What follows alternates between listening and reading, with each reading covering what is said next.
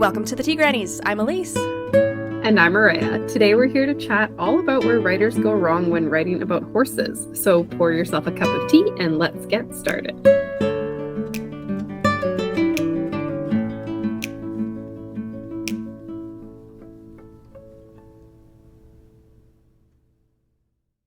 Hi again. I'm Elise and I'm useless today. I will be interviewing Maria. Maria is our guest today. So I'm not going to introduce her like I normally would because you've listened to us talk quite enough. You know who she is. But you probably know nothing about horses. Like I know nothing about horses. Maria knows everything about horses. So we want to learn about horses because I frequently include them in my work. I think I've got a horse in almost every fantasy draft I've ever written. Because fantasy and transportation. Ain't no cars. No.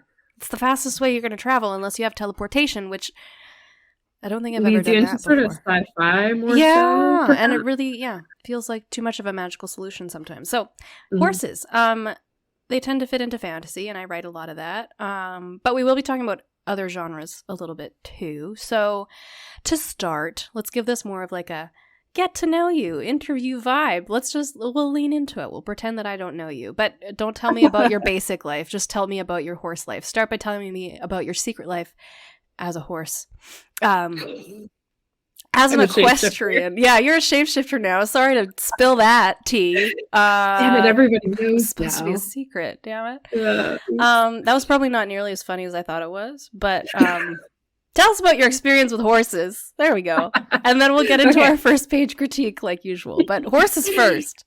Okay. Well, if you follow me on social media and our Tea Grannies account on Instagram especially, you'll already know that I am a horse girl because my horses are cute and they make it to my stories pretty frequently. So not apologizing for that. According to my parents, I was born absolutely obsessed with horses, sort of like the kind of obsessed where we would drive by a field with horses and I would cry because we didn't stop so I could pet them. I was like that. Such a gem. So after a lot of begging, they put me in riding lessons when I was 8, and I'm 33 now, for reference. I got my first horse when I was 10. His name was Dyak. No, I did not name him. Yes, it's a dumb name. But I was able to keep him until he passed away at the age of 30. And he was a total brat, but also worth his weight in gold. And I miss him so much. I've had a few other horses over the years and have competed in hunters and jumpers on the A circuit in BC and Alberta, as well as in Washington and Oregon. Currently, I have 2 horses. Electra is my very sweet, very retired mare who used to be my jumper, and Ledoux, who is definitely neurodivergent like me and is an amazing competitor. We show in the 1.20 meter jumpers, which is about 4 feet in height. And every year I go into that height and I think I'm going to pee my pants. And every year I show at that height. So here we are. So I'm very involved with my horses' care. I don't keep them at home. I board them out. But the goal is to eventually have property and keep them at home. So I'm pretty involved with them and I am obsessed with them. So I'm probably the best person to ramble about horses in writing. No probably about it. Have you seen our notes? There's lots of pages. Everyone buckle up. Guys, there are 9 pages of notes. Doesn't mean we'll use all of them, but you'll never know either way.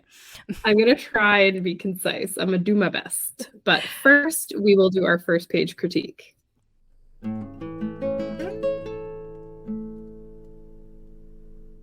Compassion, attention to detail, drive. According to Maggie Monroe, these make up a homicide detective's arsenal, the 3 traits necessary to solve a murder. The large stucco house perched gargoyle-like on the tree-lined street. Its neighbors were quintessential Vancouver mid-century homes, from the classic BC box to true split levels to ranchers with large yards. Maggie brushed her brown curl away from her face as she evaluated the house. Its clean lines, modern design, and bare landscaping led her to believe it was built within the last few years, maybe even the last year. Gentrification, she scoffed. Every light was on in the house. From her vantage, she counted 5 cameras. Ostentatious construction plus cameras plus double homicide? The markings of a gang hit. Maggie forced herself to keep an open mind, but with the recent uptick in gang violence after about a decade of relative peace, and the fact that Vancouver had little in the way of random murders, it was shaping up to be an open and shut case as far as homicide was concerned. She glanced at her rookie partner. This would have been their first case together, but if her intuition was correct, they'd be handing it off to gangs before midnight. The officer on the scene approached them as they made their way up the stamped concrete path. Maggie recognized him, and from his pleasant expression, he definitely recognized her. As she racked her brain for his name, he started speaking. "Investigators, the first Vic was shot, but you gotta wait for the medical examiner for the second." "Why?" This officer rarely held back his opinion. She narrowed her eyes. "The apparent cause of death and the scene don't match. Spit it out, Roisin." "There's no blood." Maggie's blood ran cold. In the 14 years since her first case, she'd never encountered another bloodless homicide. So I love a murder mystery, and I love stories set in Vancouver. I think we need more. Especially enjoyed the detail about classic Vancouver houses because they really do have a certain look about them. And if you've been to Vancouver or you live here, you know what I'm talking about. That being said, I think some edits for flow would really make this first page sing. I love the hook at the end, another bloodless murder, but I find the paragraphs before to be a bit distracting. I think having the rookie partner gather the information and inform her of it would work better than introducing another officer. It's like too many things on the first page. The partner should be the more important one for us to meet, but we don't get that. And it would also follow that the senior officer would send their rookie to do like the grunt work and then like gather the details and then report back rather than another officer. If the writer were to change the scene to do that, I think it would give us a better idea of their dynamic as well, because I'm assuming the rookie partner is going to show up throughout the book. Mm-hmm. So it would be nice if we got a bit more, get introduced to them on the first page, and we get an idea of their dynamic. Like, are they kind of student teacher? Is there some tension? You know, I think that would also really help keep us interested in carrying on to the next page. Yeah. I want to just jump off that. I don't have this in my notes, but I was just thinking that, like, this is under the assumption that the partner is going to be a significant character throughout the book. That might not be the case. And if it's not, like, if they're just kind of, like, they're briefly mentioned because they're not going to be important to the story, we're not really going to get to know them, then I would kind of lean towards, like, they shouldn't be there at all. Yeah, and if you can, I like what you're saying about condensing those two minor characters into one, because in edits you'll see people talking about that a lot, of like looking at their cast, at their secondary characters, and trying to determine, like, do I have too many people to keep track of? Are there characters that serve different purposes that could both like be merged into one character that does both roles, to make it just less confusing and more streamlined for the reader? It's definitely something to think about, but depends heavily on how involved will this character be in the story. To my actual notes, I also loved the Vancouver details and the accuracy of the descriptions. It felt like I was there, and I think that really brought some realism to the opening, which was really beautiful, and at the same time helped establish the murder mystery tone with that gargoyle-like descriptor. I thought that was really well done, really nice work, and actually recommend using that as your first line, because I think it's going to be more effective overall.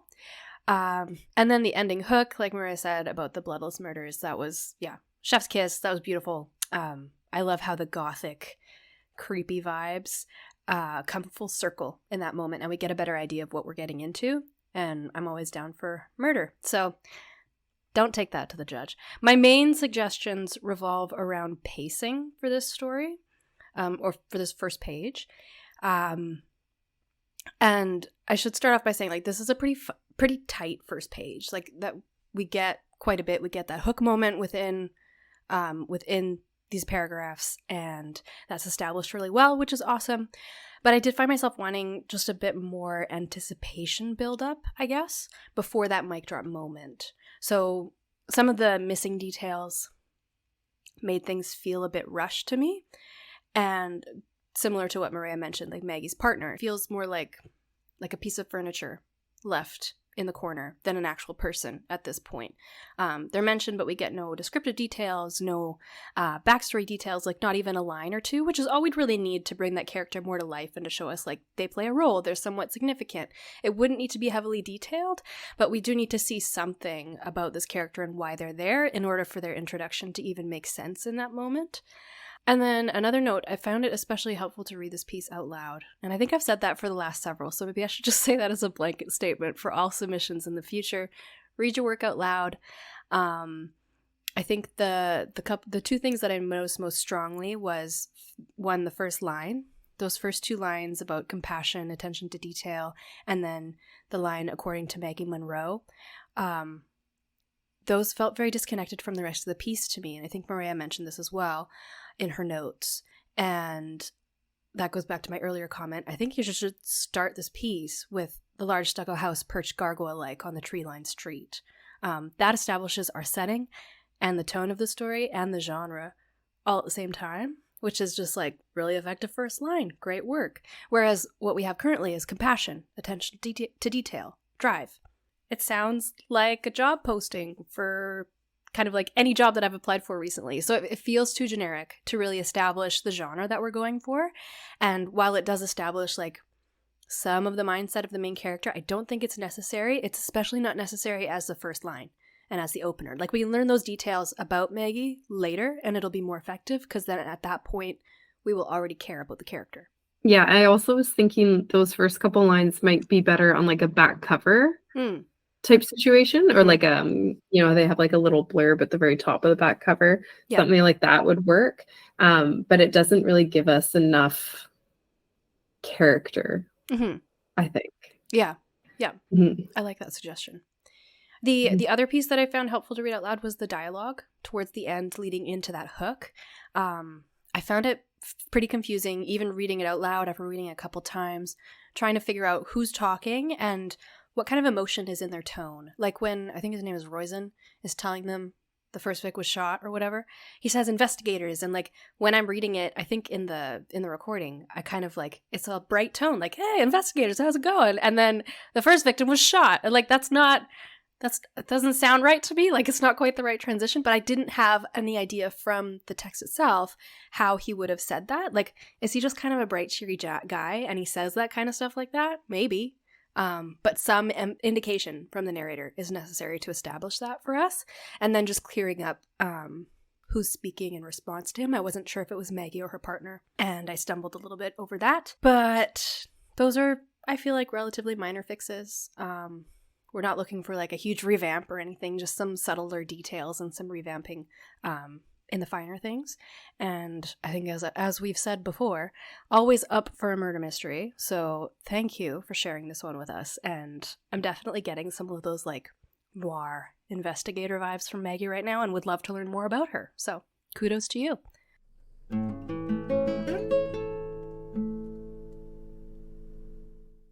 So as listeners may be able to imagine, the idea for this episode probably came from one of Maria's many rants about how writers get writing about horses wrong over and over again. And I'm pretty sure I'm guilty of this, and most people that I've read from are guilty of this. So we will be sharing a document in the show notes with just some of the basics of what we're going to talk about today outlined for future reference for those horse ignorant folk. And you just know that I'm going to be like grabbing that document and poring over it next time I have to write a horse into a scene. Like, okay, when I think back to some of my earliest drafts of like earliest stories, like this is Tween Elise, this is like 12-13, the most embarrassing times, don't dwell on it too long, it's painful. I burned the stuff I wrote at that age. I haven't gone that far, but I did definitely get rid of a lot of it.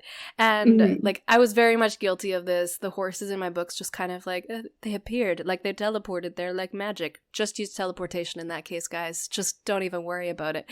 So the horses just are suddenly there when they're needed. Maybe there's some mention of like a stable over yonder or whatever, or they hand the reins off to a stable boy. I was like, what, the stable boy just lives there and deals with all the like, how does that work? Who is this boy? Where are his parents? Why is he there? And then that was the horses were just kind of magicked back into the scene later as they were needed. So that's something we're going to talk about. And why don't you just jump into some of your initial notes, and I'll chime in if I think of anything particularly enlightening. That sounds good. Before I start, I will say, full disclosure, horse people have very strong opinions. So the general care information that I'm going to give you guys is like common knowledge amongst horse people, but there's lots of differing opinions when it comes to training and tack and behavior and things like that. So I just want to note that for you guys. That horse people tend to be very passionate. I think you have to be to ride 1,000-pound animals who are afraid of plastic bags, but it does give us a reputation for being crazy. And because I worked in a tack store for a few years, I can confirm that yes, we are. So just bear that in mind. What I think is going to be the right way to do something might not be the right way for other horse people. Can you define tack for me? Oh, yeah. Okay. Let's just start right there. Right over that. I've never asked this before. Tack refers to the things you use to ride your horse, like a saddle, a bridle. Like when we say we're tacking up for a lesson at the barn, like that consists of us getting our horse out. We brush them, put boots on their legs if we're jumping. Then you do your saddle pad saddle. There's a girth, bridle. You get yourself ready. So that's tacking up or tack. Does tack refer then to the horse rider's equipment as well, or just the like what you put on the horse? I've always just referred to as like what goes on the horse. Okay. And then my equipment's just sort of like my stuff. Yeah. You know, helmet, boots. There's not too many things, and breeches and things like that. So I will put definitions in the document for like our common terms. I actually just decided that would work. Because I've heard that word before, and I've heard you use it, and I've heard other people use it, and I understand it in context, I think, but I just realized in the moment I've never actually had that word defined for me. What does that mean? So we're starting with the basics here. Yeah. So on to where riders go wrong with this. So I mean, the most common mistake that I see is people riding horses like they are cars. This makes me insane. They're living, breathing, intelligent animals. You don't need to be an expert to include them in your writing, but please just do the bare minimum of research. It's kind of like if you included a dog in your novel and it sits in the corner until you need it for a scene. Like they still exist in your story, even if they're not active in the scene. Off page does not mean they do not continue to exist. They are not like furniture. Your characters will interact with them. So that's why you need to have at least a little bit of knowledge. Otherwise, it comes across as very cardboard-esque. Yeah, that's a fair point. And if you're writing fantasy, this kind of is mostly geared towards fantasy writers, I would say. They're mostly used for transportation in like historical fiction and fantasy. So you don't need to use all the information that we're going to share, but it's good for you to know it so that you can bring that part of your story to life, and it helps with your world building and stuff too. So yeah. Before we even like get into the deep detailed notes, the one thing that I was thinking about when I was doing notes, and where I think I began to improve with including horses, this may have been like before I met you, so you know, who knows, but I started naming them.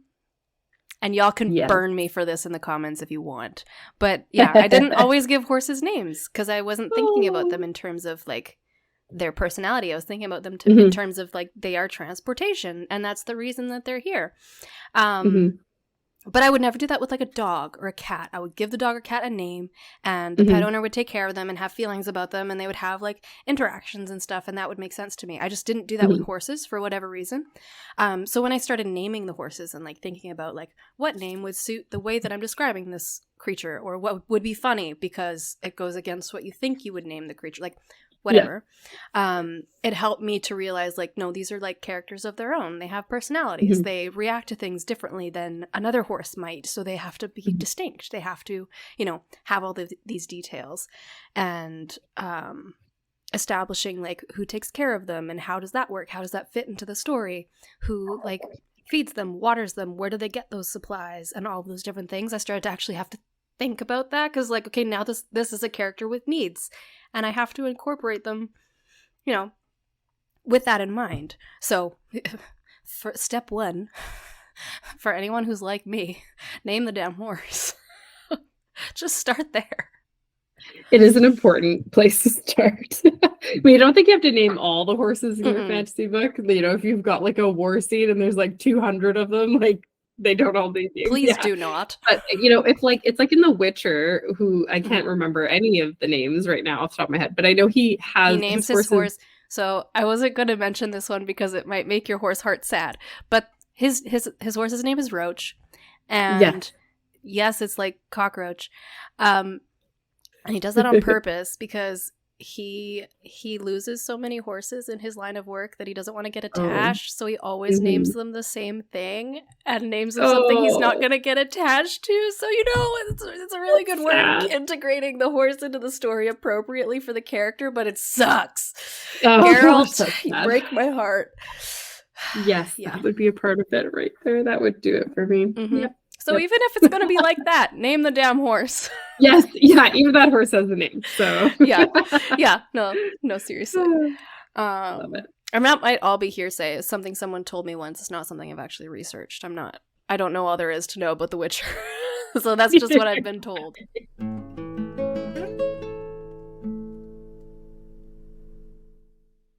We're not going to do what your grandma does and says, well, when I was your age, and goes back to like their birth story to start any story. We're not going to define horses for anyone.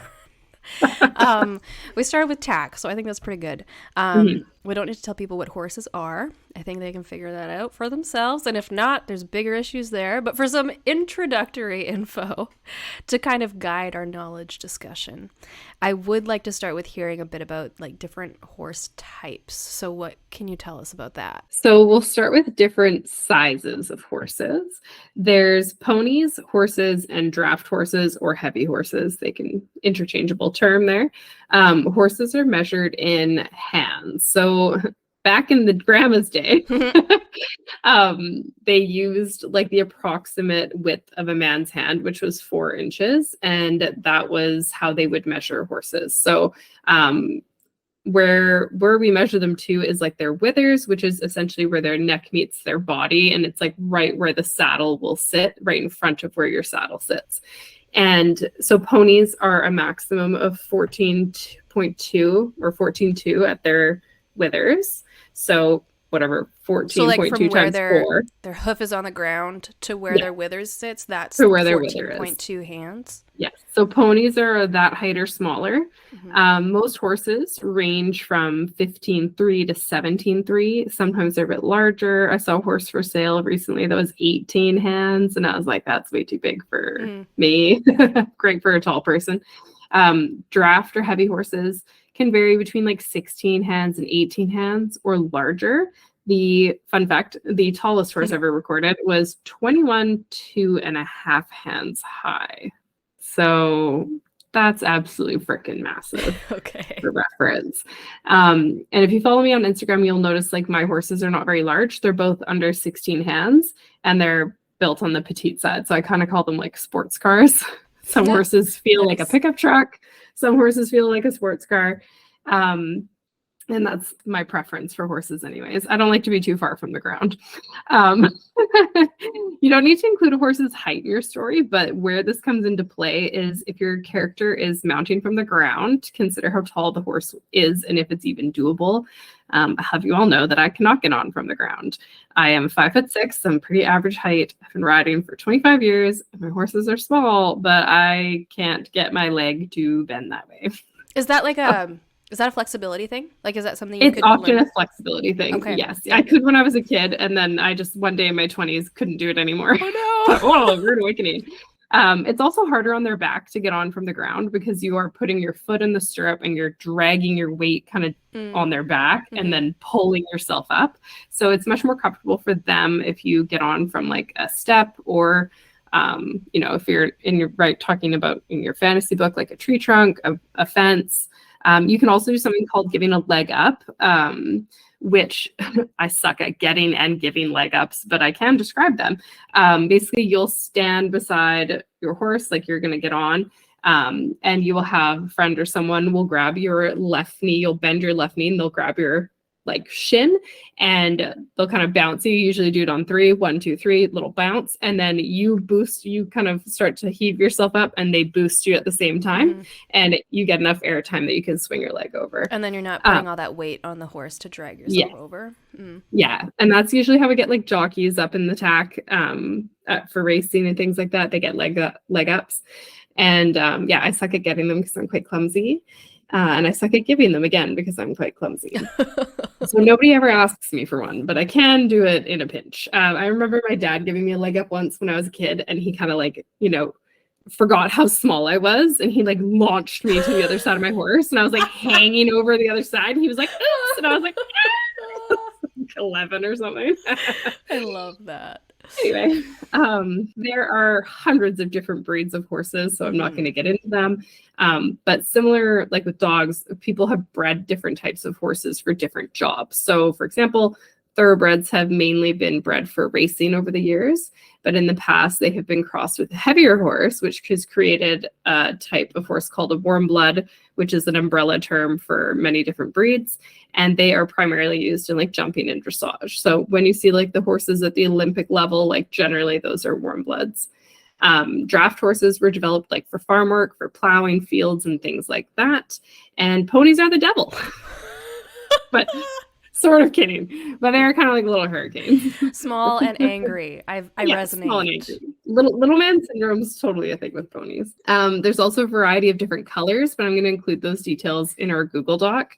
And also, like totally, you can use Pinterest for some inspiration. Just double check you got your color right. As far as genders go, there are stallions, mares, and geldings. So stallions are uncastrated male horses, and geldings are castrated male horses.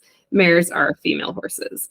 So in general, and these are general terms, hashtag not all men, stallions are more difficult to handle and are best saved for experienced horse people who can deal with them properly. They often need more space from other horses. They tend to bite more. They tend to be just a little more aggressive to handle. Geldings tend to be very sweet and willing. They're nice. Geldings are like for the beginners or whatever. They tend to be a good choice. Mares are my favorite though. They require a bit more tact, and I find them to be very clever, and they really try their hearts out. But that being said, they can be a little bit more cranky, and they really don't like it when you make mistakes. I find they're a little less forgiving. That's probably the right word. Geldings are a little more forgiving, and mares are a bit more like, get it together or else. So I'm okay with that. So stallion is you said uncastrated male horse? Yes.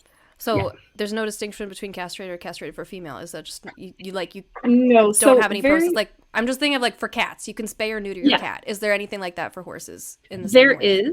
There is, but it's for like extreme cases. Like if a mare has a lot of issues with like her cycle, or a lot of behavioral issues that are attributed to her cycle, her heat cycle, there is that option. But generally, mares are kind of left as is. Okay. And that is one of the other nice things about mares is if you have a mare and then they get injured or something, they're going to be out of work for like 2 years, you can always breed them.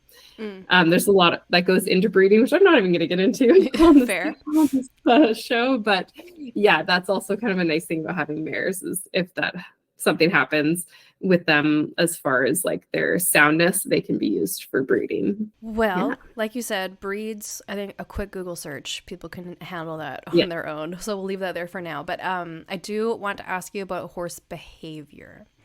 And I feel like this is kind of where the fun stuff comes in. So in one of my drafts a little while back, if you remember Mia and Tack, I remember. There's a scene where these characters are sneaking around someone's camp at night with the intention of stealing a horse. And I don't remember exactly, but I think I remember you leaving me a comment about how the horses are reacting to the presence of these people sneaking around. Like they're all tied in this one area of the camp. It's nighttime. There's not a whole lot going on. And the characters get up there. And I think I had the horses like whinnying and like making some noise because stranger, intruder, whatever. And I'm pretty sure you told me that like that is not how that would go typically. Like there's reasons for whinnying, and it's typically not that. And if someone was just like tiptoeing around them, if a horse is going to get spooked, that would look a bit different. So talk to us about behavior. Elaborate on that a bit here for like, what do horses do? What do horses do? They cost me a lot of money. That's one of the things that they do. No, but in terms of that specific scene, like if a horse sees you approaching, and like they're a broke to ride horse, like they were in that scene for you, they'd probably just kind of notice you and then continue eating because they don't really consider you a threat. You know, you're a human, they're familiar with you. If it was someone who like regularly fed them, they might let out like a little nicker, like a little like type sound. I cannot do a good one. And it's just a bit of it's like a sound of recognition or like a, oh, food type of sound.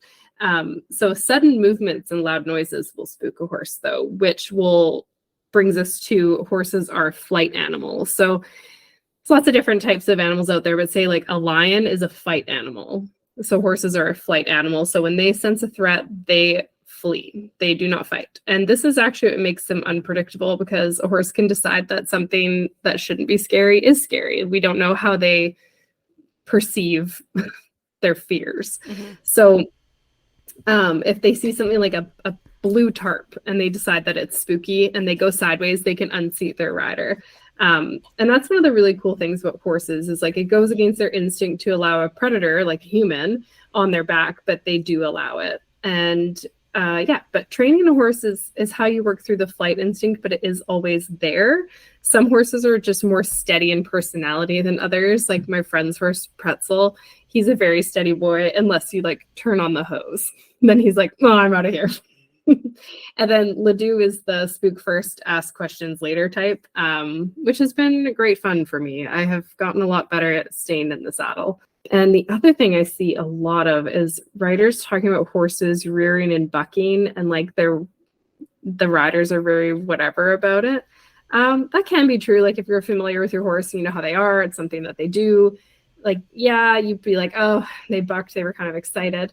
But in general, bucking and rearing is an undesirable trait in a riding horse. Mm-hmm. Rearing is particularly dangerous. Horses can flip over and land on their rider, and that is super scary. Mm-hmm. Bucking's a bit more common because it can be done just out of enthusiasm. Sometimes it's done from pain, like their saddle doesn't fit properly. Sometimes it's naughty, you know, it can be a learned behavior as well. So that's something I see it in stories sometimes. I'm like, well, that was not necessary. Like, okay, I think that was one of the things, actually, the distinction between bucking and rearing is interesting to me. If a horse did spook, are you saying like it's more common that it would buck than rear, or would it not even buck because it was spooking? So this is so fun. Horses like to give you combo moves. So a lot of time they will spook. So they will see something and they'll go, oh my God. And they'll like scoot to the side. Mm-hmm. And then say they get spooked again, or they've just decided that they're going to escalate. Mm-hmm. They're kind of bolting off and then they throw in a buck. And you're usually going to go flying when that happens. So a lot of time you get unseated or off balance when they spook to the side, and then they buck, and you're just kind of toast. Just go. Yeah, you're gone. And I guess I should also throw this in the terminology, but rearing is when they go up on their hind legs, and you see it a lot in the movies. So thanks, Hollywood. But it just doesn't happen much, is what you're saying. Yeah, like it's not super common. It's a very undesirable trait. Like if a horse rears, it's like a big no-no. Like good luck selling that horse or getting someone to ride it.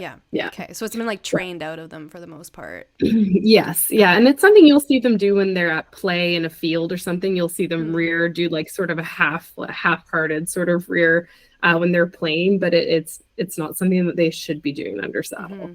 Yeah.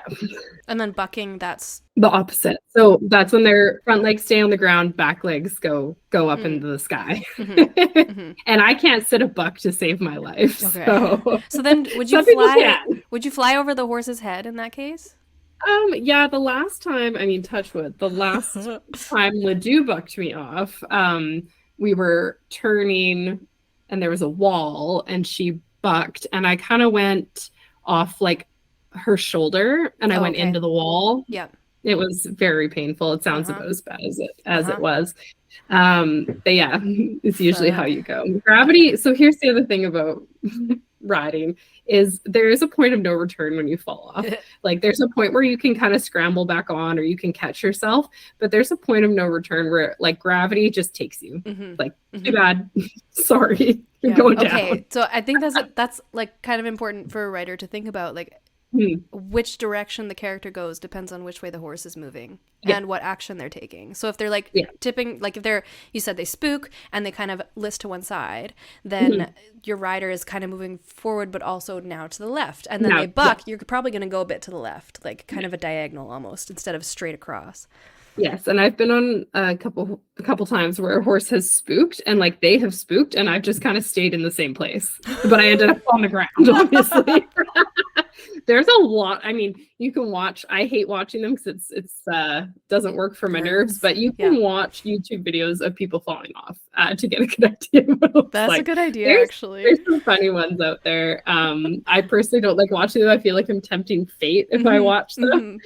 But they are definitely something that would be good for some research, so you can see if your character's going to fall off. Like maybe watch some videos. What does that look like? Yeah, there's a lot of velocity too. So yeah. Usually, I'll get to it a bit later.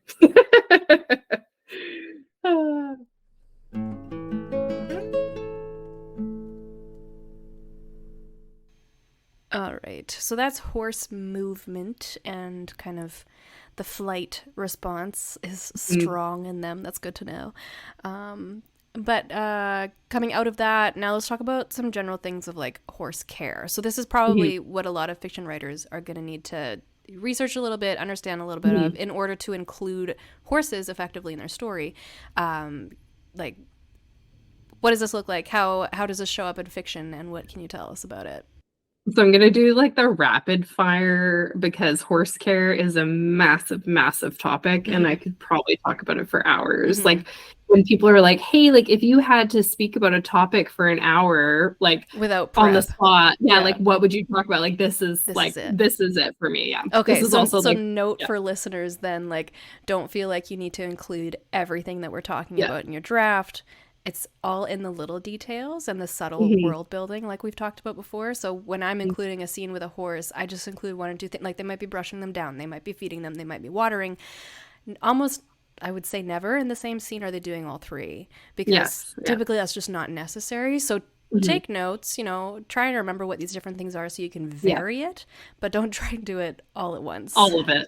Yeah, I think the big thing is like I've read a few books where suddenly, a third of the way through there's a horse that's been living on the property this whole time, but it's never been mentioned. No one takes care of it. It's just kind of there and they go to ride it and it's ready to go riding. Like that's how cars work. How horses work. Right.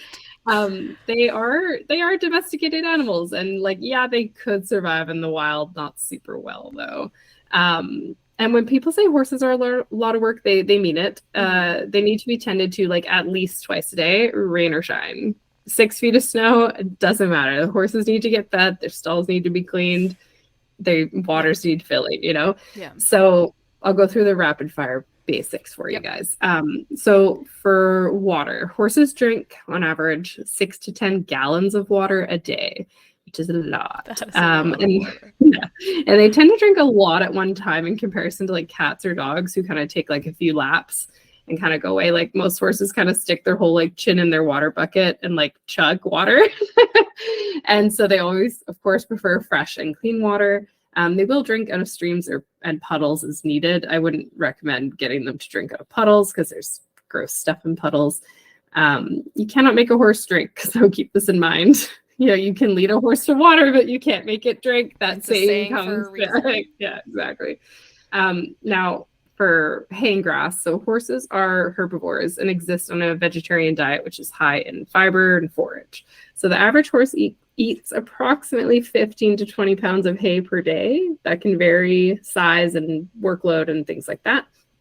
Horses that live in a field or in the wild will spend up to 16 hours a day grazing. This is very important for their digestive system. My other fun fact, horses generally sleep standing up. They only sleep, I think it's about 2 hours a night where they get a REM sleep, and that's when they lay down.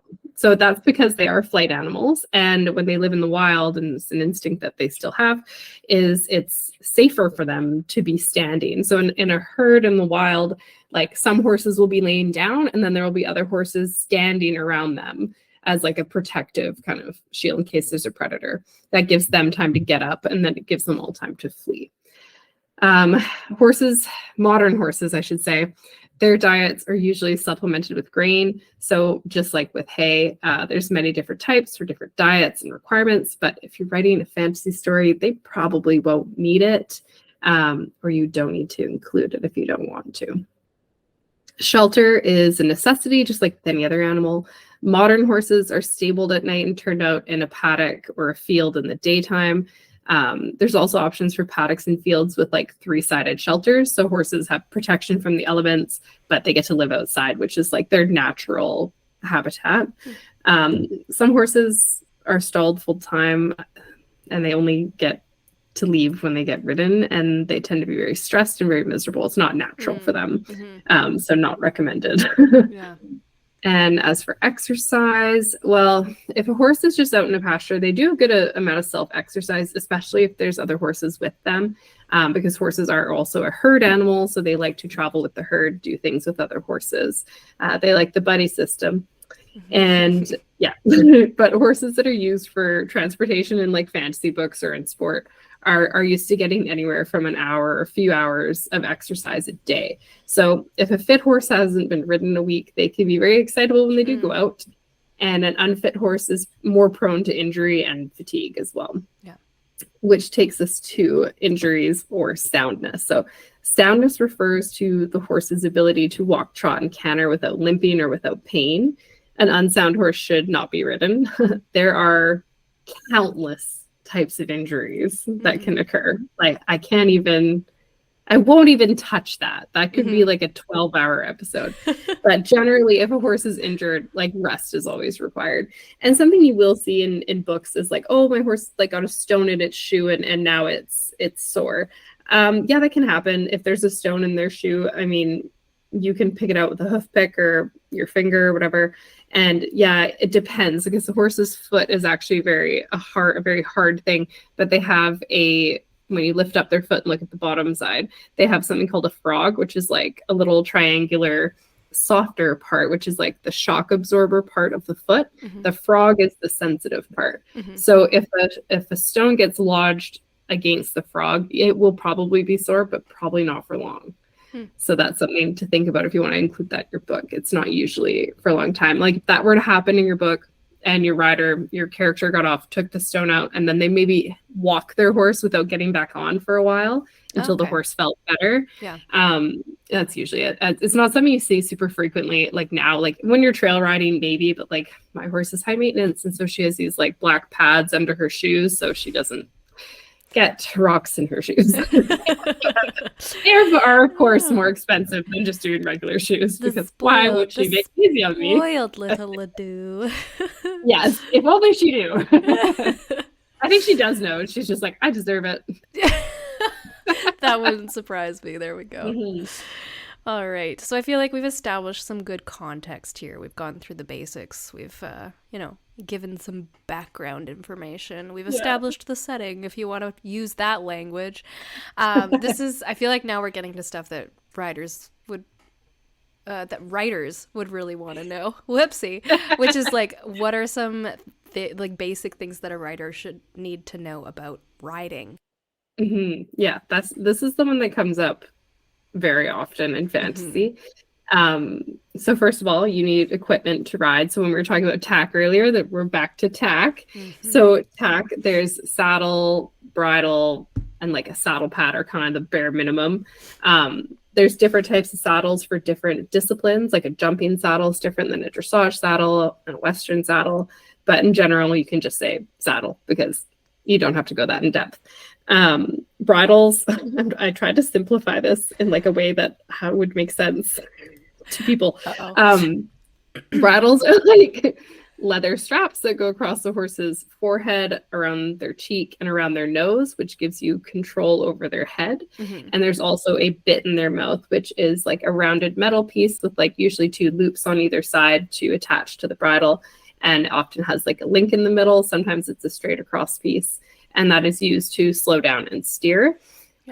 There are hundreds of different bits out there, but for the purpose of writing about horses, you can just call it the bit or a bit. Yeah, if you want to get more specific, you can just look it up. That's what you can just look it up. Check it out. And we'll get into a bit of like, it's hard to explain riding, I suppose. I tried to do my best in my notes here. So we'll start with mounting, because this is kind of a funny one I see in books a lot of the time, especially if there's a love interest.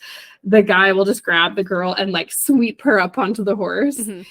And I'm kind of like, my husband's really strong. And I actually don't know that he could do that. Because he essentially would have to lift me over his head. Yeah, because the horse is probably taller than he is. It's pretty tall, yeah. So keep that in mind, guys. It's something that I noticed when I'm reading your books. So usually you get on from, at home we have like a mounting block, or like I said, tree trunk, stool, fence, whatever, or leg up. And so you would hold your reins in your left hand, and you'd rest your left hand on the front of the saddle, and you put your right hand on the back of the saddle. So this is so you have some balance and your horse knows you're getting on. You put your left foot in the stirrup, and the stirrup always rests on the ball of your foot. You never put your foot all the way through, because if you fall off, you're going to get dragged because your foot won't come out. Yikes.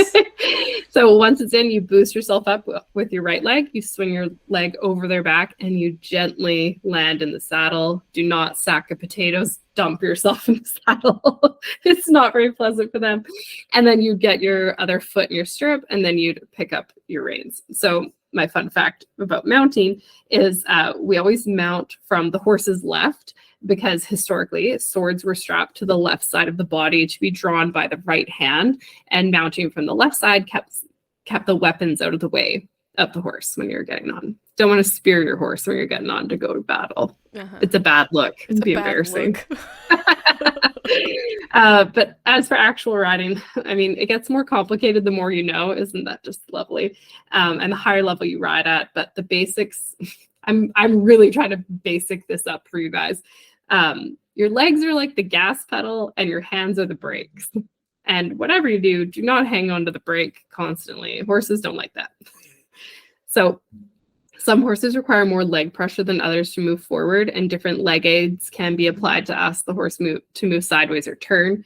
And when you're sitting on the horse and you're using your leg to ask them to move forward, you're using your calves, and the rest of you is kind of like, the rest of your leg is for balance for the most part. So not your knees. You're not squeezing not your with knees. your knees. Don't squeeze with your knees. Ugh.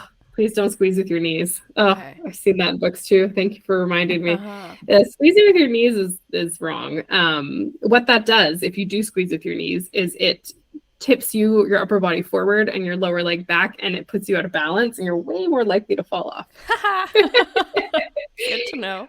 Yeah, so you definitely want to sit quite tall. Like, I think the basic description is, if you're sitting in the saddle, there should be a straight line from the top of your helmet to your heel. So from your top of your head through your elbow, your hip to your heel should be a straight line. So you should be fairly upright, and you're using your legs as balance, and your heels have like an angle, so your heels are pressed down a bit. And that's how you keep yourself in the saddle. And I'm going to try and make this work it's hard when I'm saying it versus like having a horse in front of me and showing people. So I'm doing my best. Yep. So when you start riding, your hips do need to be relaxed so you can follow their movement. And it feels a bit like a sway at the walk, and the trot's more of an up and down. The canter is the fastest, and it's more smooth than the trot for sure. Walk is the slowest, and it's like a 4-beat rhythm. So you could count 1, 2, 3, 4. They put each foot down like individually. There's lots to be learned at the walk. If you can't do anything at the walk, you are not ready to trot, my friend. So trotting is a 2-beat rhythm. Their legs move in like a diagonal pairs. And so it's the most common pace that you would use if you were riding a horse for long distances. You would be walking and trotting for the most part. Yeah. And to keep your weight off their back at the trot, riders will do something that's called posting. And you're essentially lifting your weight off their back every second beat. And then you sit for a beat, up for a beat, and hence the 1, 2, 1, 2. And that is way more comfortable for them. and more comfortable for you too, because trot sitting is it's hard, especially for beginners. The amount of beginners I've almost seen go off the side when they try to sit the trot is a lot. And this is where I'm getting into, like, YouTube is going to be your friend a little bit here. So you can look this up just so you get an idea of how it looks. You don't have to describe it like crazy, but you know, you kind of want to get an idea of what it's supposed to look like. Anyway, horses tend to have the most stamina at the trot, and the walk, of course. So the canter is a 3-beat gait, and it's what you would jump out of. Racehorses gallop, which is like, I mean, I'm dumbing this down as much as I can. It's like a really fast canter. And a halt is bringing a horse to a standstill. Okay. I feel like that was a lot of information, and I did my best. No, it was interesting though. I knew like that walk is slowest and trot is next and canter is faster. I didn't know that was as close to galloping. Like canter and galloping are almost more similar than I expected. But I didn't know about the beats, which is very interesting to me as a musician. So I find that cool. And that's actually one of my things that I do when I'm on course and I'm jumping in a class and I feel like I can't get on a good rhythm. I will like start counting the beats. Yeah. Oh, and it helps.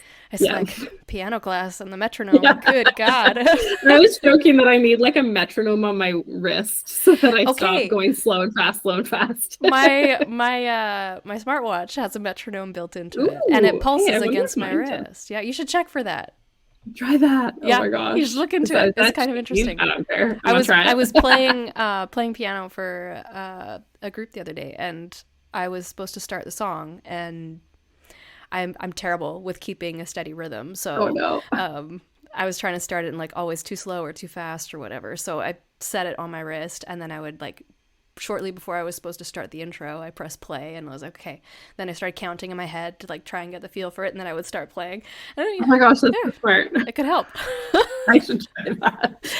On that tangent, I didn't expect to be the one like sending us on tangents today, but what are some of the common things that beginner riders struggle with when they're first learning to ride? Because this comes up a lot in fantasy, where we have characters who have never even looked at a horse, let alone touched one.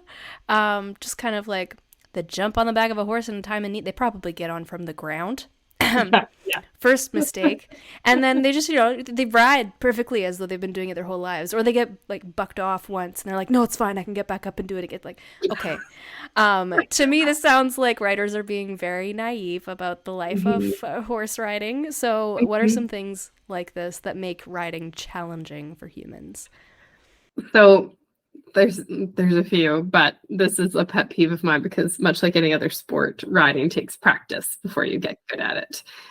So the biggest thing I see with beginners, aside from them being nervous, I would say nerves are probably the main thing, is learning how to balance themselves on the horse and at the different gaits. So balance is very important. It's a lot harder to achieve if you begin riding as an adult. When you're a kid, it comes way more naturally. And I see it even in people that rode as a kid that come back to riding. They pick it back up faster as an adult than if they hadn't ridden as a kid, which is kind of interesting. So if your character is learning to ride, I think it takes a few weeks to even get good enough to walk, trot, and maybe canter comfortably. And to do that without falling off?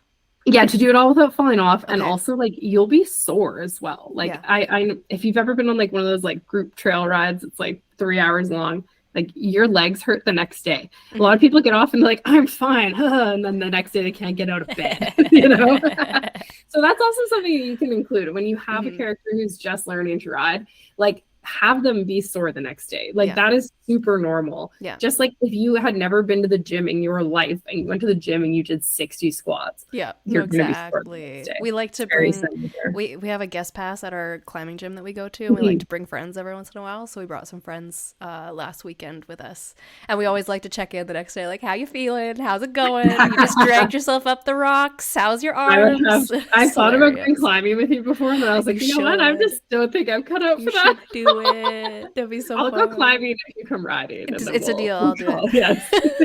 I'll swear. Anyway, the other thing I find interesting is when writers show their characters being like really afraid of the horse or really timid, and then like a page later they're riding like they've been riding their whole lives. That's not true, because if you're not comfortable handling a horse on the ground, you're going to be even more scared when you get up in the air, because the ground is further away. It's further away, and you're in less control once you're now on their back, like they're leading a little bit.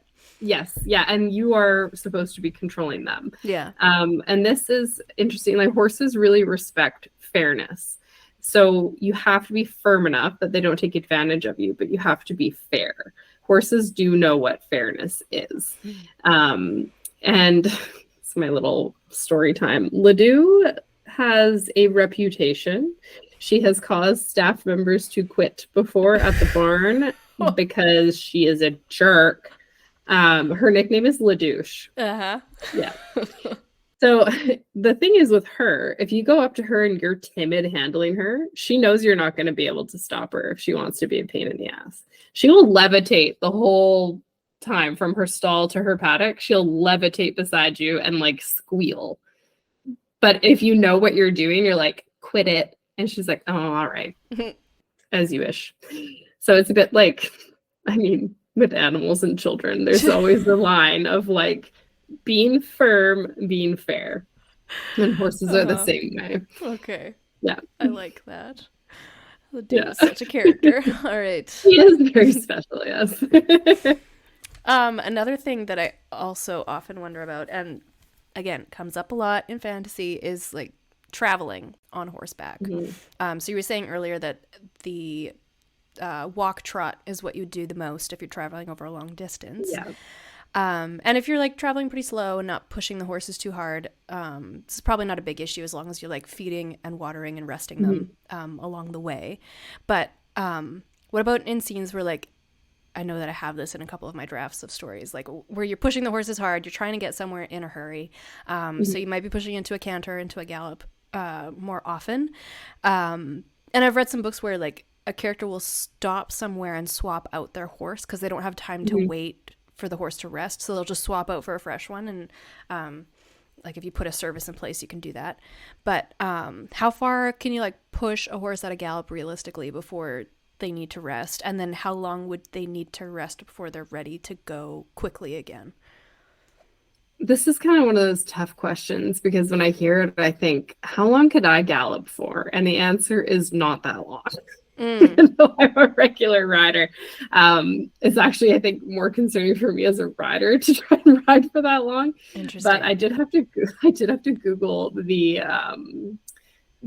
distance, because I did not know. So a horse that is worked regularly and gallops over long distances a few days a week could go hard for a while. So like a fit horse can walk. I'm using miles because that's what the internet used, even though we are Canadian and it should be in kilometers. Damn it. A fit horse could walk 25 to 35 miles in a day. A horse in very good shape could do up to 50 miles, but that's walking for the most part. If you were to trot and canter the entire way, your horse would probably be too tired to continue after about like 15 miles or less, depending on their fitness level. And terrain and weather also have an impact on this, as well as the weight of the rider and the equipment. And then you were saying like how fit the rider is, like the horse can possibly gallop for longer than you can sit in the saddle for. Yes, this is true. You'll get tired and you do get out of breath. That's actually the least realistic thing I see in a lot of writing, is like these people just go off and they gallop the horse like, oh, the horse is tired, I'm going to swap my horse. What about you? Like, it's very painfully obvious to me that the people writing that have never galloped on a horse in their life or have only ever done it for a couple of minutes, and they get the adrenaline rush and are like, oh, that was so fun. And then they stop. But when you're actually riding and cantering or galloping for a long time, even trotting for quite a long time, you will be out of breath. Like, and I'm a regular rider, and you will hear me in my lessons, like fighting for my life sometimes. Gasping. Yeah. And I go to spin class and stuff too. Like, it's not like my cardio is not there. So I think that's something too. I mean, I would love to see people write more realistically about the people getting tired Because I think that's actually more of a factor than the horses. You can walk for a long time, but your ass is gonna hurt. Okay, it's gonna hurt. Like I would actually say we went to the park a couple weeks ago and we did an hour and a half, and it was mostly walking, and I was done. I was ready to get off when I got back to my trailer. I was like, okay, I'm done. So I think, you know, riding for like 6 hours in a day, I mean, you're gonna be sore. But I know, like, when you're in fantasy, and I think of like watching Lord of the Rings and stuff, and like how much people journeyed and rode versus like how I ride for fun now. You can definitely ride for longer, and those horses are fitter because that's something that they do all the time, daily. They're fitter, and the characters are. So that's a factor too. Yeah. Yeah, and the characters are doing it too. I would say it's just like when you're getting just the trope of like, I'm new to the fantasy world and I have to learn how to sword fight and ride and stuff. Then you need to really bring in the rider's fitness because it's not as easy as it looks. Yeah. And the other thing is, when it comes to weather, in the hot weather, like their energy is going to be significantly lower. Yeah. And they're also in danger of having health problems like dehydration and a few other things if they get too overheated. So that's something too. I mean, not such a concern in a fantasy world where you control the weather, but if you're in a desert world, something to consider.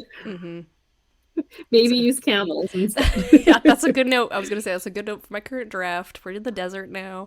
I've been thinking about bringing camels into it. And I have ridden a camel, but it was when I was a kid. So I don't know that I remember. That's cool. Yeah.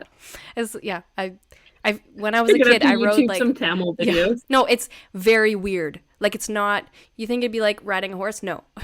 No, it's not. I've done both.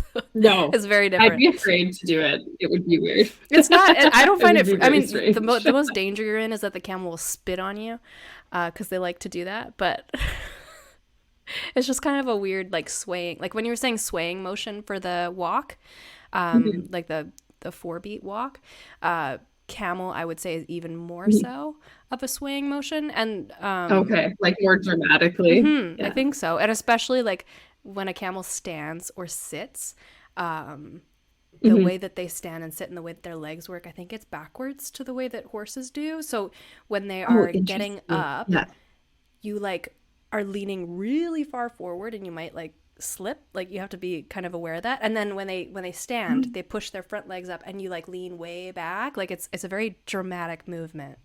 It's really weird. Yeah. Oh, that brings me to actually a reminder then while we're talking about riding is if you're riding a horse down a very steep hill or even a medium incline, you will be sitting back because you want to help put their weight on their back end so that you don't go head first. Yeah. And then when you're going up a hill, I mean, there's a little bit of like just leaning a little forward to help them out. And that just helps them kind of, it's just like, what you just said with the camel, like you're trying to actually send your weight with them, so it makes sense. Yeah, it's physics, exactly. That's definitely something to consider as well. Yeah. All right. So we've kind of already covered some of these, but let's condense this into one section just for fun, because this is the part. This is the reason that we recorded this episode. What are the most common mistakes writers make when including horses in their stories? This is your favorite part. Well, I'll start with my favorite part. The main one is treating them like cars. Yeah. So you don't have to include all the facts I've rambled about, but you should kind of consider them when you're doing your world building and your setting and things like that. And your characters are interacting with their horses and their setting and that. So if you have like a character traveling with 2 horses, like they need a stable or a place to safely tie them with some shelter while they're traveling. Horses need to eat and drink and rest. Someone has to put their tack on and remove it. They need to be brushed. Their feet need to be cleaned out of dirt and stones. If they're living in a barn on the property, you can just be like, yeah, there's staff. They take care of the horses, and then you don't have to worry about that. That's usually what I do, because otherwise I'll get really caught up in describing the chores, as Elise has already corrected once in one of my drafts. So we don't do that anymore. I don't even remember that. That's funny. People are not born knowing how to ride. It's not something that comes naturally to the majority. Even if it does come naturally, you still have to learn the skill. You don't just get on a horse and it's magic. Okay. That happens in like kid movies about horses, but not in real life. So your character who just learned to ride is not going to be able to handle like a 6-hour journey, like jumping over hedges and galloping down the beach. It's just, they're not going to be able to do it. Or horses are sentient beings like dogs and cats. They have personalities, they have habits and likes and dislikes. My first horse, Dyak, he loved bananas. But if I offered a banana to Electra or Ledoux, they would be like disgusted with me. They'd be like, get that away from me. So if you want your horsey characters to stand out a little bit, you can have your character showing their empathy and little details like that, a place to do it. Like, they're not like big dogs, but there are some similarities. Like some horses really enjoy being petted. Some really enjoy being groomed. Like Ledoux really loves having her mane brushed, which is so random. She loves it. And some horses don't like certain things. Like Ledoux bit me at the horse show because I was drawing like under her, I would call it her armpit to make it easy for you guys. And she didn't like that. And she bit me so freaking hard. So yeah. It was a huge bruise. It's actually still kind of there. I don't know if you can see it. Oh no, yes I can. Yikes. So yeah. And then the other thing that I touched on a little bit is falling off. It happens quickly and it happens a lot. And you don't usually know it's coming. It's a surprise. Yep. So you're going at a high speed. Often you're sitting on a large animal. All it takes is a spook. A horse can trip, buck, and you are toast. And yeah, it hurts. This is fun life tip. If you are falling off, let go of your reins. Your shoulders will be so grateful. Plenty of injuries can be sustained by falling off. So if you have a character who falls off, and they're an adult, they're probably not going to get up and be fine. Kids literally bounce. I used to literally just hit the ground, stand up, and get back on. And now when I fall off, I need like 3 to 5 business days to recover. So keep that in mind. And if you are going riding yourself, I know we're talking about riders here, but if you are going riding, please wear a helmet. It's my PSA. You won't see that in fantasy or historicals, but if you personally ride, please wear one. Please do. That's my PSA for the day. I like it. I was just thinking as you were talking the last few sections about how similar this conversation feels to when I talk about beginner climbers. Oh my God, I love it. Yeah. No, you can't scale a cliff without training. You will not make it to the top. You will fall and die. Wear a goddamn helmet. No one at the crag will do it because they think it's lame. But wear the helmet. Like, everyone will wear harness and do rope for the most part. Only the stupid, crazy people will do free solo, which is just like, it's a death wish. Don't do it. Yeah, don't do that. And no helmet. You can't be cool if you're dead. So many people don't wear helmets. We don't even have helmets because the people we've gone with just like no one wears a helmet. But then we went outdoor climbing a couple weekends ago with a friend of ours, and he has a helmet, and he's like, bring helmets. This crag is known for like falling rocks. So yeah, like rocks can fall. It's more dangerous for the people down below than it is for even the climber. But it was a new kind of climbing for me where you bring the rope with you. So you start with the rope on the ground and you're clipping in as you go. So you're tied in, you get up to the first clip, you clip the rope in, and then like if you fall, you'll get caught by the rope. So the first clip isn't very high up, but it can still be kind of dangerous if you fall at that point. But with this one, like if you're climbing a little bit, so you clip in and then you're climbing above that clip to get to the next one, to clip into the next one. So if you fall before you get to the next clip, you're falling further because you have more rope before you reach the part where you clipped in and then you get caught. So I found that if I was trying to climb without a helmet, I was too scared to go very far because if I fell, I didn't know how my body was gonna handle that. And then if I got twisted and hit my head, I was just gonna say you could fall against the rock too. And then as soon as I tried climbing with a helmet, it felt so much better. Like I felt safe. Yeah. So wear the damn helmet. I won't get on a horse without my helmet. Good. I'm so glad. And I see people do it, and I'm like, you're dumb. You're stupid. Concussions are the worst. I can speak from experience. And when you start getting one, once you've had one, it's easier to get more. Isn't that fun? So don't do that. That's Nick, because he had some from hockey, and then he did like MMA stuff, and I was like, you can't be hit in the head anymore. I want you to be a himbo forever, so you can't. We need to preserve your brain the way it is. Thank you. Okay. So yeah, wear the damn helmet. Name the damn horse. Okay, but we've talked about common mistakes that writers make. And this next question is not it's not necessarily, I mean, in your opinion, is probably a mistake, but this is more about tropes, which is in line with kind of the beginning of the season. The one horse trope. I know you don't like it. We have talked about this at length, so now the listeners get to hear about why. Yes. Okay. I think any horse person will tell you that it's not good. Like, saddles are meant for a single person. If you add someone in front or behind you, it's uncomfortable for both of you, but it's also uncomfortable for the horse. And it only works for, I would say short distances, and is best at the walk, and maybe the canter, the trot would be super uncomfortable. And how do I know this? Okay. Every horse crazy kid has tried to ride double with a friend and has quickly learned that it sucks. We used to do it bareback, which was slightly less uncomfortable, but a lot more slippery, and you're way more likely to just slide because you also have someone else relying on you for balance. And it's just it's a bad go all around. And I mean, if you're an adult in the saddle and you have like a smaller person or a child in front of you, like that's a bit more doable, but it's not comfortable for them because of the way saddles are set up. Like, there's nothing comfortable for you to sit on at the front of the saddle. No. And then there's their horse's wither right in front of that, which they won't take kindly to you sitting there, and your crotch will hurt. So don't recommend it. And I think the main reason I dislike this trope is because it's often shown in like a romance. And yeah, I mean, I guess it's a bit intimate because you're sitting very close together and you're like chest to back or whatever, and their arms are kind of around you. So I can see why people were like, oh, that's like really romantic. Yeah, having a leather saddle shoved up your ass while you're sitting in the front, not romantic. And it's also very strange, like people, like I'm gonna get into like the fantasy romance section of this, where like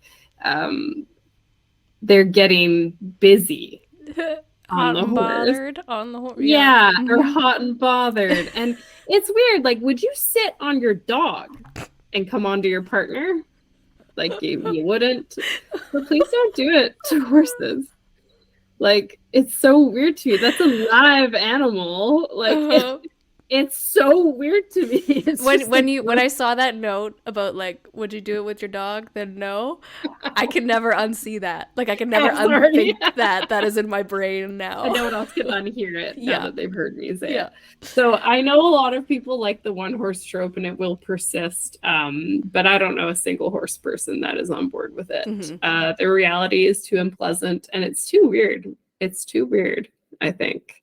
Maybe just because like, I know horses on a different level, they have so much personality and they're like their own little, being. It's just super strange to me. No. I'm not like big on animals or anything. Like, I like them just fine. I don't have any pets or anything. But even to me, like, that's just like, okay, yeah, never gonna write that trope. That's weird. Never gonna write that trope. Yeah, it doesn't, I think it like, people are like, oh, it's like being in the backseat of a car, but it's not. So please don't. Yeah. Please find other ways to have the one bed trope's great. Yeah. Use your other tropes. Don't involve horses. We'll all be better for it. Yes. Okay. So, I mean, that's a good chunk of information that we have gone through. And I think I have found it very interesting, even though like we've talked about some of these things already, but not in this much detail. So I've learned things and I find that really valuable. So like, I know if I want to write about horses and have them play a more significant role in my work, I can look up articles and I can Google things, and I'll do that. And I have done that. But it's also good to know, like, there are people who know shit that you can talk to, and that's really nice. Speaking from experience, I can just, Maria, take these pages and make them something beautiful. Like, we know we can send you a DM or an email, and me and the writing group regularly send you pages with placeholders, like, how do you horse? But yeah, I love those. I love getting those. I'm like, allow me. All of my training has prepared me for this moment. But there are other people out there with lots of like specific knowledge for the horse world. So like, who else would you recommend talking to, or for listeners to reach out to? What kind of people could we talk to ask questions? I would definitely reach out to other horse people. Don't reach out to like the famous ones on like Instagram. They won't answer. Won't answer you. Yeah, try and find some like lower level people who like actually see their DMs. It's usually a good idea. But my number one recommendation is to go for a trail ride. So there's usually group trail rides in most parks, in most areas. I know if you live in the city, you're going to have to drive a little bit to do this, but the horses are usually like laid back and like this is kind of their job. It's pretty safe. And it's really valuable experience if you're planning to include horses in your writing and your stories. Google's a great resource, of course, but you will find conflicting information just like with anything, because a lot of horse people tend to believe that their way is the right way. So steer clear of the impassioned and the argumentative. You're just not going to get anywhere. Try and go for facts as much as possible. I would also say if you don't want to reach out to someone, try YouTube. There's tons of YouTube out there. There's also tons of pages on like Facebook and Instagram, like horse magazines. There's like Chronicle of the Horse and things like that. And they tend to be more like specific to sports, but there's, good information there too. But yeah, YouTube's usually pretty good. Like I wasn't sure how to clip my horse's head. Like we shave them in the winter so that they don't get sweaty and wet and then cold when they're working. And I just watched a professional, like very famous groom do a clip of a horse's head on YouTube, and then I clipped my horse's head. Like stuff like that. Even watching stuff like that, even though you're not going to use that knowledge, I think just seeing people interact with horses and handle them will give you a better idea of their body language and the people's body language with them. So I'd say if you can't go trail riding or you don't want to, that videos are going to be your next best resource. And I'm always happy to answer messages if you want to DM me on RT Granny's Instagram, or you can shoot me an email. I'm always happy to help. Okay, and in that vein, for people like me who don't like talking to other human beings, do you have for the introverts? For the introverts of the world, the hermits, books, movies, shows that you would recommend as like watch this to get a good idea of like what does a good horse riding or like what does it look like when it's done well? I do love being a horse girl because I was like, poof, I got these covered. I would highly recommend watching and reading Black Beauty. My favorite version of the movie, I think it's 1994. It has quite a few like famous British actors in it. Fun. And it's told from the horse's point of view. And I think that is why it's one of my favorite stories of all time with horses in it. And I think it's just a great story in general. And the movie is really well done. Hidalgo is a great movie. It's about an endurance race. Yes. Yeah. And they're doing an endurance race. Sorry, Winnie was shaking. And it has Viggo Mortensen in it. And he's actually a very avid horseman. He tends to buy a lot of the horses that he rides in his films, which I love. I love that. Is Hidalgo the one where he's racing across the Sahara? Or a desert or something? I think it's a desert. Yeah, I haven't watched it in a while, but I love the horse in that movie. It's so cute. So that one's really good. I would say Lord of the Rings, both the books and the films do a good job with the horses, and so does The Witcher, as we discussed earlier. The horse has the horse is a character on its own, and you see it being cared for and stuff like that. As far as books, for me, the top recommendation is a historical romance, and it's called The Siren of Sussex by Mimi Matthews, and it's part of her Bells of London series. The third one comes out soon. I asked her a question on Reddit AMA, and it turns out she's a dressage rider, so she knows what she's talking about. Fun. And I thought she wrote them really well, and because it's historical, you can definitely transfer a lot of that knowledge to fantasy because it tends to lean more historical. If you want to read something that's more contemporary, the Chestnut Spring series by Elsie Silver is very well done. The horses are not really the main focus, but the main characters live on a ranch and they ride, and they're all involved in the horse world in some way. And I met her at an author signing in August, and she was very lovely. Fun. Yeah. Cool. I was just thinking of another title because I was trying to rack my brain. I wouldn't know if the horses are represented well or not in most of the stuff that I read. But one that spends a lot of time talking about the horses is The Bear and the Nightingale by Katherine Arden. Oh, yes. Yeah, that one's good too. Yeah? Yes. Okay. I remember reading that one. Yeah, I remember that one being good too. And like I said, well, I've said a couple times this episode, you don't need to use all of this information. Right. And it's not the end of the world if your horses are not perfect in your story. It's just something that I've noticed with a lot of writers, a lot of fantasy writers in particular. This is a step of research that they tend to skip over. Yeah. And I can understand why, because fantasy world building is intense and you're like, horses, like, I don't need to do a lot with that, right? Yeah. It's not that hard. But it does, I've read a couple books and I won't name them because I don't like to shit on other books. Where the horses are not written well. And yeah, for someone who's not a horse person, it might not bother them.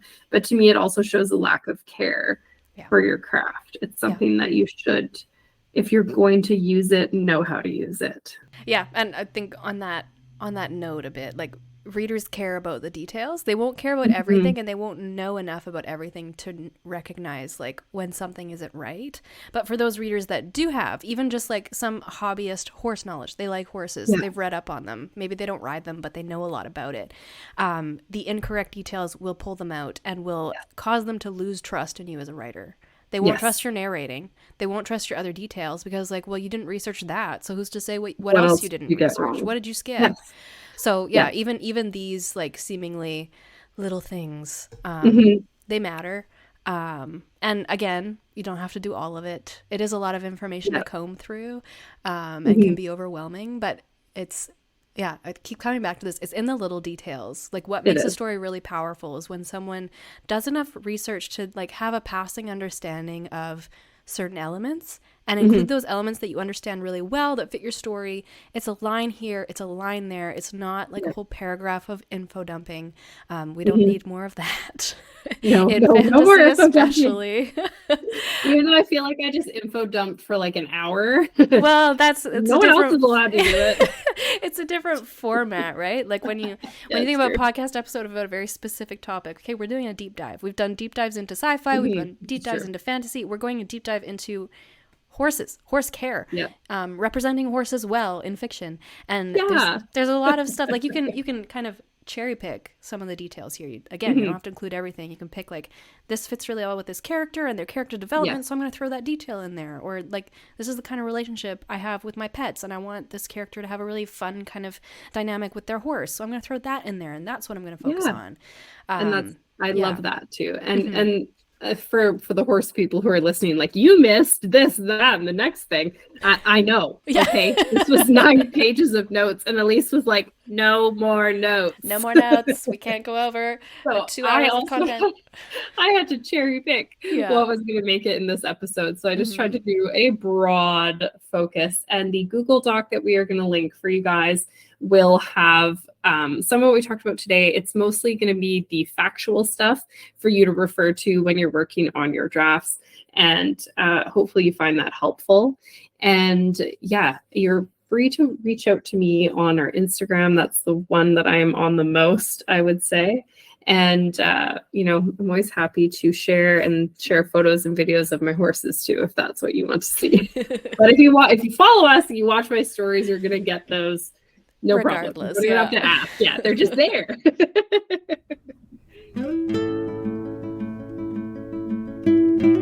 And that is the tea on including horses in your writing.